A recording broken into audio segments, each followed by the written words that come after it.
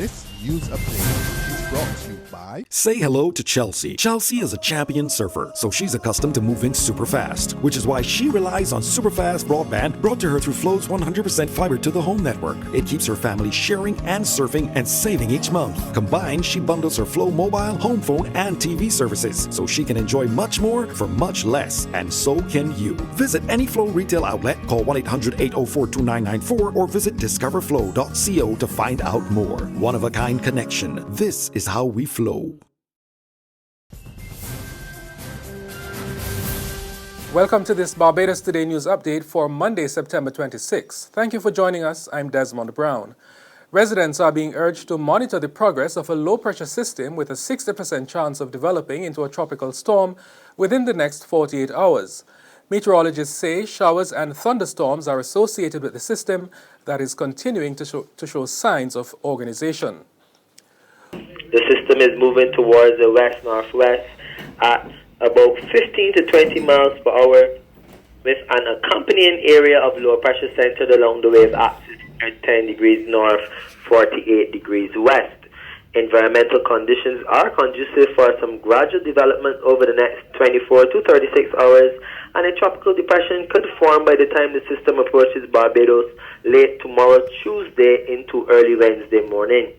Regardless of development, some moderate to heavy showers, periods of rain, thunderstorms, and gusty winds are expected to spread across the island late Tuesday into Wednesday. Rainfall accumulations of 4 to 8 inches, which is about 100 to 200 millimeters, are possible along the path of the system. In addition, swells of 4 to 5 meters, which is approximately 12 to 15 feet, and winds gusting to storm force are greater than 39 miles per hour are also likely. Residents in Barbados should continue to monitor the progress of this system. This information will be updated at 6 a.m. tomorrow or sooner if conditions warrant. Meantime, regional carrier LIAT is advising the public that due to the impending passage of an area of disturbed weather, it could be forced to cancel certain flights from late evening on Tuesday, September 27 to Thursday, September 29. Passengers are advised to continue monitoring official meteorological offices, disaster preparedness organizations, media outlets, and the LIAT website for further updates.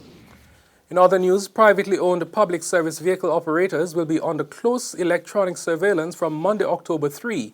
That's the result of a joint initiative launched this morning by the Insurance Corporation of Barbados and Sagicor General Insurance.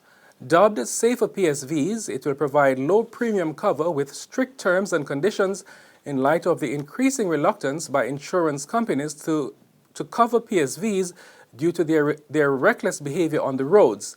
Chief Executive Officer of Sagicor General, David Aline, says his company would be responsible for monitoring every move of those PSV operators who have signed on to the initiative. The vehicles will be monitored using criteria that our research has identified as indicative of poor driving behavior. This includes variables such as speeding, harsh braking, and cornering. Geofences will be used to identify instances of vehicles going off-route, and sensors can be installed to ensure that vehicle doors are closed before vehicles move off.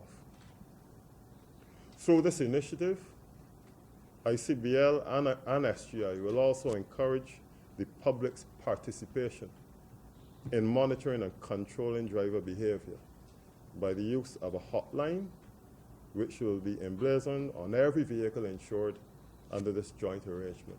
In response, Interim Chairman of the Association of Public Transport Operators, Maurice Lee, welcomed the initiative but suggests that it be mandatory. From preliminary discussions that I would have had with ICBL, they have even gone as far as expressing an interest in paying for the technology. Now, if you have an initiative where it does not cost the operator anything, and at the same time you can get data as it relates to the monitoring of the vehicle on the road, if it's off-route, how fast it's being driven, how it is stopping, where it is stopping, and at the same time, once you comply with the terms and conditions of the initiative, that the owner gets a reduced premium. Who would not want to support something like this? A 31-year-old man today began an 18-month prison term at Dodds for robbing the Rubis gas station on Bay Street between May 2 and 3 this year. Corey Jr. Leroy Gibbons of Harewood, Hillaby, St. Andrew admitted to stealing a cash register valued at $1,000 and 4 fuel vouchers worth $200 when he appeared before Magistrate Douglas Frederick. He apparently gained access to the service station by smashing the glass door with a rock. Gibbons still has a list of other burglary charges to face later this week, which allegedly occurred in 3 other jurisdictions. Permanent Secretary in the Ministry of Transport and Works, Simone Rudder, has lamented that women continue to be outnumbered by men for jobs in the infrastructure sector. Additionally, she said women usually occupy jobs which are considered unstable.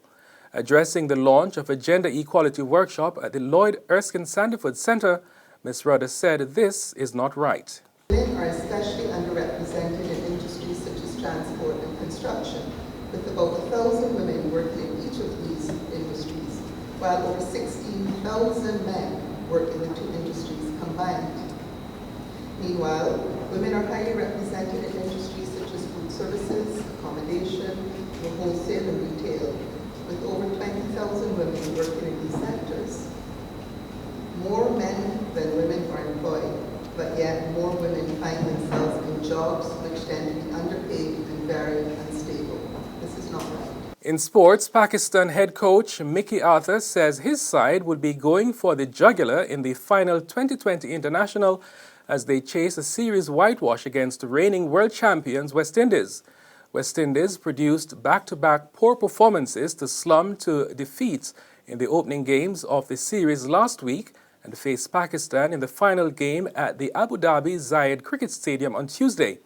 In the opening T20 International in Dubai last Friday, Pakistan bundled out West Indies for a disappointing 115 to pull off a convincing 9-wicket victory, and were equally clinical the following day as they piled up 164 at the same venue to lay the groundwork for a 16-run win.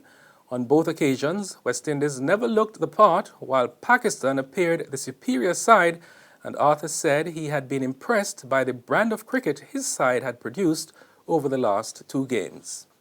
There's regional and international news after this short break.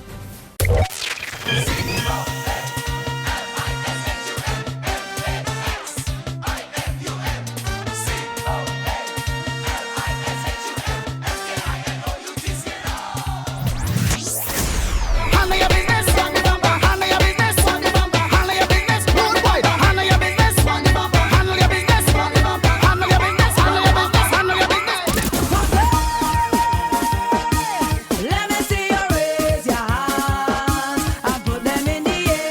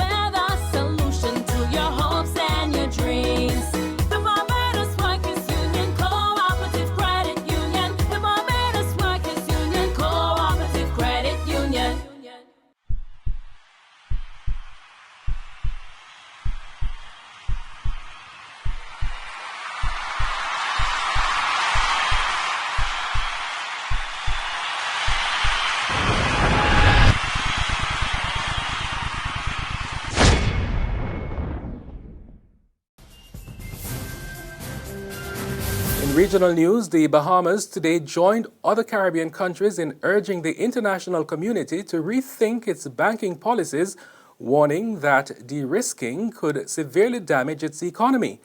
CARICOM leaders have used their addresses to the United Nations General Assembly to raise the problems associated with correspondent banking, particularly where financial institutions in the United States and some European countries have signaled an intention to stop doing business within banks in the region.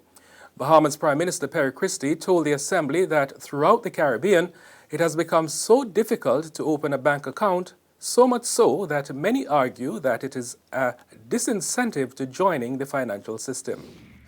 On the international scene, doctors, nurses, and activists in the city said insurgents held neighborhoods in eastern Aleppo were hit with dozens of air attacks in the pre-dawn hours, killing and wounding many people.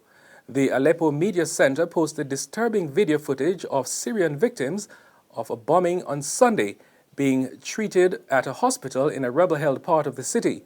Hundreds of people have been killed in Aleppo since Thursday when Syrian and Russian warplanes sharply escalated the bombing of the divided city as a short-lived ceasefire negotiated by the Russians and the Americans collapsed.